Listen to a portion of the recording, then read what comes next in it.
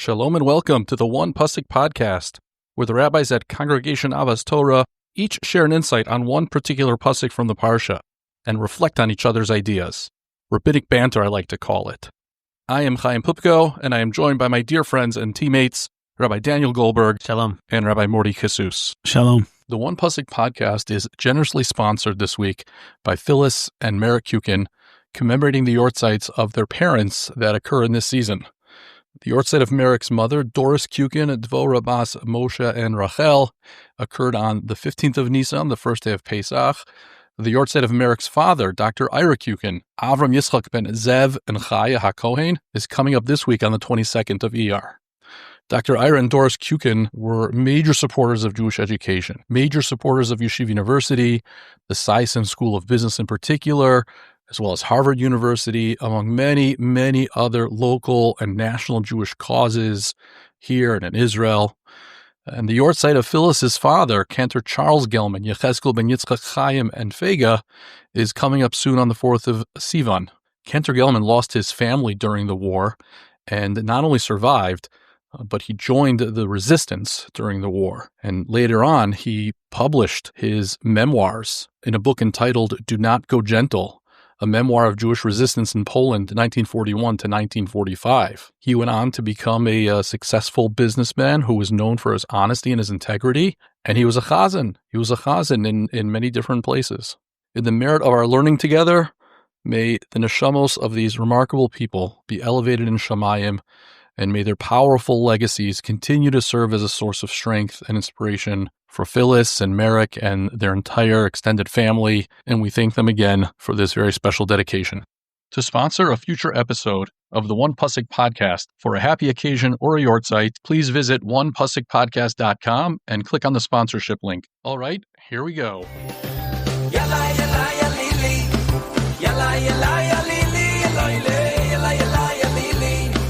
Yalla, yalla, ya lili. Oh, yalla, yalla, ya lili. Yalla, yalla, ya lili. Our one pasuk for this week, Parshas Emor, the greatest parsha in the Torah, Perek Chaf Beis, Pasuk Chaf Zayin, chapter 22, verse 27. Shor o chesev o eiz ki yivaled v'hayash yivas yamim tachasimo. When an ox or a sheep or a goat is born, it shall remain 7 days with its mother.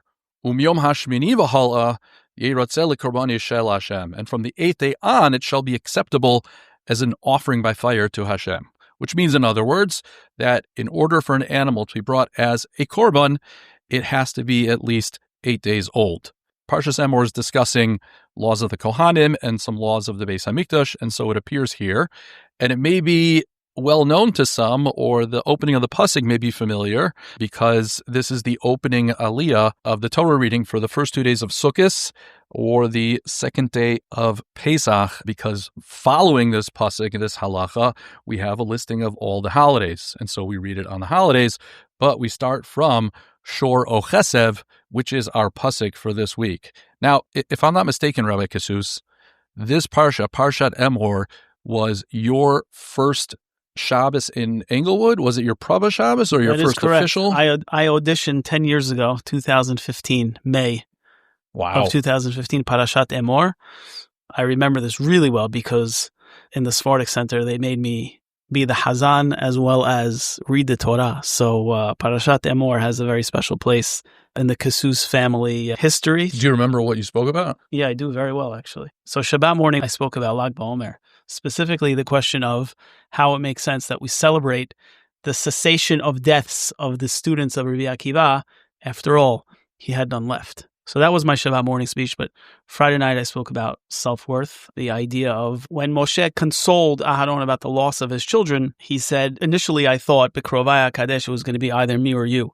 And I spoke about the understanding of Moshe being the most humble of all men, how he was still capable of acknowledging his own greatness. Humility does not mean that we don't have self-worth. And the rest is history. Rabbi Pupko, what was your first Shabbos here? My first Shabbos. What year? I didn't have a Prava Shabbos because I started as an intern. And the intern, they just hire you. I was hired by Rabbi Golden and Jeff Parker, president at the time. And my first Shabbos here actually for a time, I don't think I would have remembered, but Gary Rosenberg kept reminding me of which was my first Shabbos here. And it was Parshas Shoftim.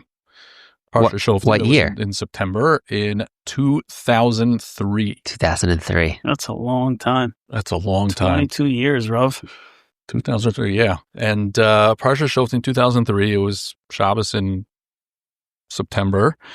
And I spoke at Shalosh Shudis. I didn't speak from any pulpits yet. You got to kind of have to ease them in. But I spoke about the 4 different kinds of leadership that are all found within Parshas Shoftim. Fascinating. Beautiful. And it was in the old building, in the old ballroom opposite the main sanctuary. I remember it vividly. My stomach was in knots. but I survived and I lived to tell. Live to tell the tale. My praba was Parshas Mishpatim, 2017.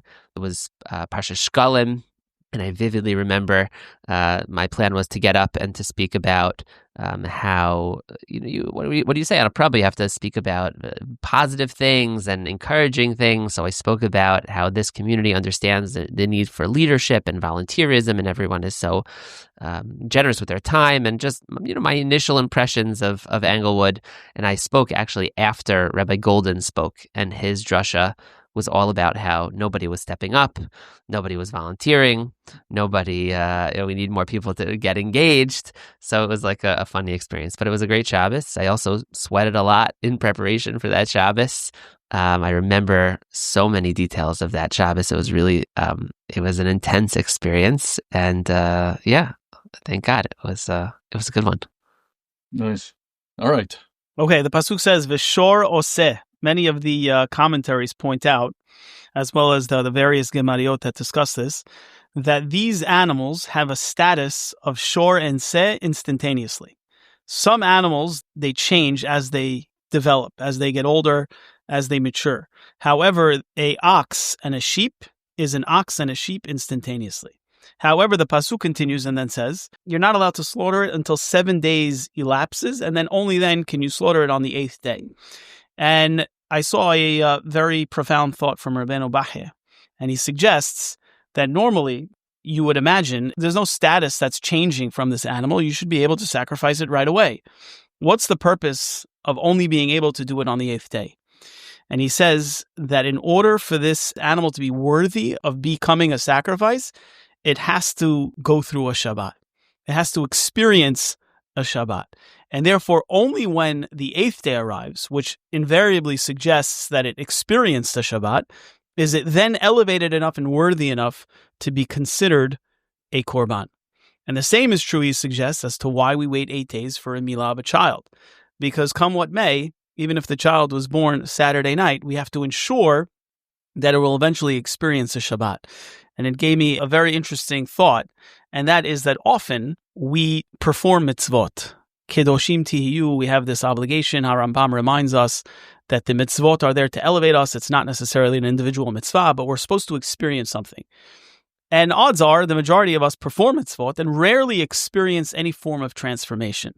But what Rabbeinu Bachya is enlightening us to is that even though we don't necessarily experience it, we are entirely different beings when a Shabbat goes through us. When we experience that Shabbat, we're changed people. So much so that even an animal is obligated to wait to go through a Shabbat in order for it to be able to be deserving of becoming a sacrifice to God. Yeah, I think that's actually a very profound idea, that every Shabbos is meant to be transformative and is transformative, even in ways that are imperceptible to us, that it's an experience that changes us. I was also going to focus actually on the same comment of Rabbeinu Bachya. I think we might pronounce that differently, but same. There was value right there. Rabbeinu Bachya, correct. Right. I was also going to focus on that comment of his based on the Medrash, because we often actually cite this at Shalom Zachars. What's the idea behind the Shalom Zachar? And this is one of the go-to sources for that discussion. And I reflected on this a bit, and I thought about the fact that creation writ large was not complete until Shabbos. Shabbos is the conclusion of creation. And likewise, what this Medrash suggests is that in the creation of every person and really every being, there also is likewise a need for a shleimos. The shleimos is achieved through Shabbos. The animal isn't ready to be given until it's had Shabbos. I love the way you framed that. Beautiful. Yeah, that was very profound. So for me, that's what crystallized through this medrash. But I love the way I love the angle that you take, which is that Shabbos works on us imperceptibly, and it is always completing us, and it's always taking us to a new level, whether or not we're fully cognizant of it or not. It's interesting because I was thinking about this. We often think that we only develop in active ways, that we only develop when we're learning, when we're doing, when we're practicing. But there is development that occurs in the retreat. There's spiritual development that occurs when we refrain from things. And I think that's not necessarily intuitive. I think it's a beautiful idea. And also like a little bit by osmosis, and you think about a lot of, as parents and in chinuch, that there's so many times where you feel like you're teaching and reteaching the same lessons, and you don't necessarily see how you're seeding the ground, or even just in your own behavior that you're seeding the ground. And sometimes it takes that one teacher or that one Rebbe or that experience in Israel till you start to see the fruits. But like all that work, all that growth is happening in imperceptible, like just the idea of imperceptible growth, and the idea that we're being acted on by things that are much larger than us all the time, I think is also kind of here in this conversation. Interesting. So I was going to go in a different direction because Rav Hirsch and others note that the pasuk could have said that the animal should remain with the mother. Shivas yamim im imo, 7 days with its mother. But the pasuk says Shivas yamim tachas imo, 7 days under its mother. And so some people interpret that to mean that tachas could be understood as not just under, but instead of. Ayin tachas ayin. Exactly. And the idea would be that before you go ahead and offer this animal as a korban, it has to replace the last generation, as it were.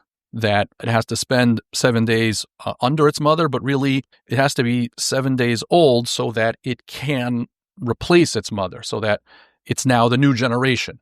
And you have to establish a new generation before you let the last generation go. I was thinking about that in a different way because often when I see this phrase, B'yom HaShmini, we saw it in Parshas Shmini, we think of it during Bris Milah, I can't help but think of a poster that came out a long, long time ago. I remember seeing it in Chicago. On the 8th day, God created Jordan, right? Michael Jordan, right? I think earlier it was on the 8th day, God created Gretzky, right? Because he was such a legend. And it's cute and it's funny, but I've always felt that it does teach us something. That first 7 days of creation, Hashem created a world. Hashem created a world that functions. But in a certain sense, that 7 days of creation wasn't necessarily completion. It was giving us all of the materials for us to then partner with Hashem. And so on the 8th day, God created essentially the opportunity for us to partner with him in advancing the world and growing the world. It came about because of a curse, but starting the 8th day, we now have the opportunity to take the raw materials that Hashem gives us and create something out of them and enhance our appreciation of this world and enhance our relationship with Hashem. And so that's the meaning of having a Bris Milah on the 8th day. We now are celebrating a new male child that can now be a partner with Hashem in this world. And when the dedication of the Mishkan occurs on the 8th day, it's because now that partnership has been restored, now that Hashem's presence has come down among Bnei Israel. And so in the context of this korban, the idea is that for the first 7 days, this animal is young and it's growing, but by the 8th day, this 8th day, now the animal can be used as a korban, representing that partnership. The Mizbeach is where we meet Hashem. And so this 8th day and this concept of partnering with Hashem and solidifying that connection with him is represented in this animal. And there's a beautiful lesson in this, because while the 8th day for an animal and the 8th day for a Bris Milah are once-in-a-lifetime events, we experience an 8th day every single week. Because we work 6 days a week, and then we rest on Shabbos, and we absorb its lessons. And then the next day, the first day of the week, isn't just the first day of the week. It's also the 8th day of the last week. It's the opportunity to repartner with Hashem based on how we've grown in the previous week and over Shabbos. It's like that concept they talk about in psychology called the fresh start effect, that people are more likely to work on things that they've been procrastinating when they encounter some milestone and it feels like they have a fresh start. Of course, the most famous example is New Year's resolutions, and not just any, but gym membership. The gym rats know that come January, there's going to be an influx of people coming into the gym because of their New Year's resolutions that they're going to take care of their bodies better. New Year's is a fresh start. And then they'll watch as there will be a significant drop-off in attendance after January. I think they have a name for it. I think they call it the February fall-off. And by the way, there's a similar thing when it comes to Daf Yomi, that when the new cycle starts and people who have been wanting to learn Daf Yomi, they feel very motivated and they start. So Shas starts with Maseches Brachos, and the newcomers, they're able to make it through Maseches Brachos. But then the next Masechta is Shabbos. And there's a phrase, Ba Shabbos, Ba Menucha, right? Shabbos comes, and with it, a day of rest. And so for some people, they're able to make it through Brachos, but comes Shabbos, and they go back to rest because it's hard to continue. Nevertheless, so studies have shown that less than 10% of people see their New Year's resolutions through to the end of the year. But there is a researcher, her name is Katie Milkman, who argues that those fresh start feelings that people experience at certain times, at milestones, those are genuine feelings. And even if someone has committed themselves to a resolution and then they fall off, they should look for other fresh start moments because they can reboot, they can recommit. And she points to a study that shows that people who set up reminders or gyms that have reminders that are sent to people, those people tend to last longer because they're given more fresh start moments. And so that's, I think, the lesson of the eighth day, that the first day of the week is also the eighth day, the day in which we celebrate or we remember that we have the opportunity to partner with Hashem. And so every eighth day we encounter is a new opportunity. It's got that feeling of a fresh start. A new week is beginning with fresh starts. What you just said was so fascinating and kind of eye-opening for me, because I always think about 8 in the, I guess, somewhat mystical sense of being lamala min hateva. Right. That 7 is nature, is natural, and the 8th is that which rises above nature. Nature is limited by the 7, and right. 8 is lamala. But what you're describing here, I think, is very attractive, and that is that 8, like 7, represents Hashem's contribution, and 8 is like where we step in. It's kind of, it's the human. It's like, okay, now is when it's how we reciprocate with our creation of the Mishkan, our having our children undergo bris milah. It's okay, now is humanity's opportunity. So it's like the exact opposite of lamala min hateva. It's here's where humanity has its opportunity. It's just fascinating because it's very compelling. That's a great very observation. Compelling. Yeah, because we've all heard that the Maharal idea, Hanukkah, that 8th represents supernatural, like you said, and this is looking at it from the other angle. That's beautiful. I like that. Thank you. Chaya. Thank you so much for listening. Visit onepussikpodcast.com to sponsor a future episode.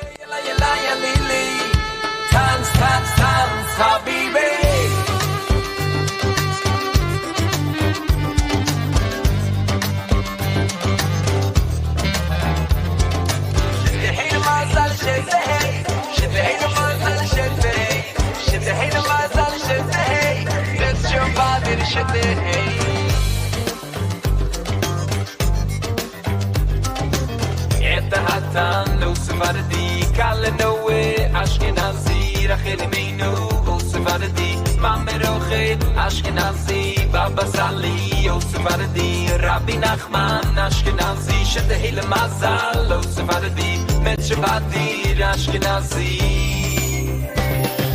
yalla yalla ya lili yalla yalla